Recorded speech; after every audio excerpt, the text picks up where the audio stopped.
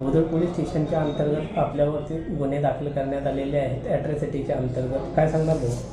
Bodwad police स्टेशनच्या अंतर्गत माझ्यावर राजकीय सूडबुद्धीने गुन्हे दाखल केलेले आहे.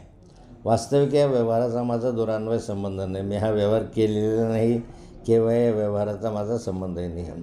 माझ्या मुलीने ही जमीन घेत असताना ती वर्ग एकची जमीन आहे म्हणून ती जमीन घेतलेली आहे.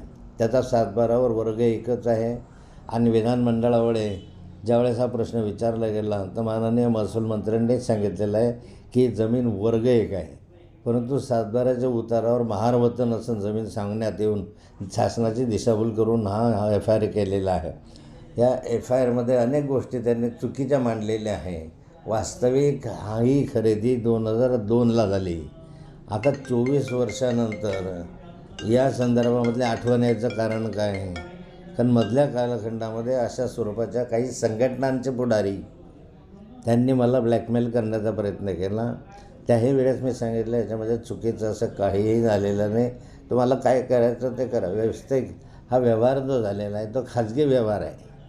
साखर कारखाना हा त्या ठिकाणी येणार हे बरोबर नाही आहे. त्या ठिकाणी इथेनॉल प्रोजेक्ट येणार होता, परंतु त्या ठिकाणी जमीन जी आहे ते इथेनॉल प्रोजेक्टच्या नावानं घेतलेली नाही आहे.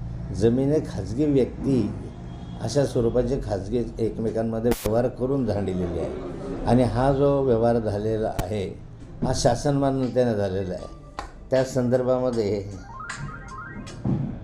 जे व्यवहार झाला तो रेडी रेकनरने झालेला आहे. त्यावेळेस जमिनीची जी किंमत होती त्या किमतीने ते जमीन झालेली आहे. त्या किमतीने ते स्टॅम्प ड्युटी भरली आणि त्याच किमतीने यांना मान्य होती. उलट काही जास्त रक्कम या जमीनदारांना देण्यात आलेली आहे या ठिकाणी.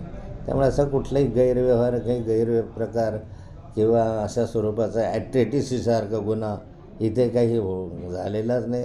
राजकीयदृष्ट्या त्रास देणं एवढाच त्याच्यामागे उद्देश आहे, हेतूही त्याच्यामागे आहे. कोणतीही महारवतन जमीन या ठिकाणी खरेदी करण्यात आलेली नाही. या ठिकाणी वर्ग एकची जमीन आहे. हा उतारा स्क्वॅश करणं आणि या अधिकाऱ्यांच्या विरुद्ध खाजगी फिर्याद मी करणार आहे.